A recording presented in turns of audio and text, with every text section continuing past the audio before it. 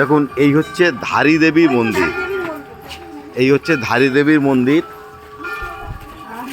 যে ধারী দেবী এই উত্তরাখণ্ডের চারধামকে রক্ষা করছেন। আপনাদের মনে আছে 2013 সালে যে বিপর্যয় এসেছিল, এই ধারী দেবীকে এখান থেকে সরিয়ে সাইড করবে বলেছিল, সবাই বারণ করেছিল কিন্তু শোনেনি, খোঁড়াখুঁড়ি শুরু করেছিল, ভাঙাভাঙি শুরু করেছিল। তো তার জন্য আপনারা সবাই জানেন যে কীভাবে বিপর্যয় এসেছিল, সারা উত্তরাখণ্ড তছনছ হয়ে গেছিলো, বহু লোকের প্রাণহানি হয়েছিল, একদম হোটেল ফোটেল সব হচ্ছে সলিল সমাধি হয়েছিল। তারপর ঠিক হলো না, ধারী দেবীকে সরানো যাবে না, এখানে থাকবে, সেই থেকে আছে। আমরা এখন এই ধারী দেবীর মন্দিরে যাচ্ছি পুজো দিতে, মাকে পুজো দিতে যাচ্ছি। ধারী মন্দিরে প্রসাদ নিয়েছি।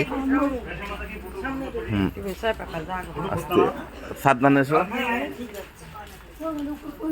সাবধানে এসো। ওই যে মা ধারী দেবীর মন্দির।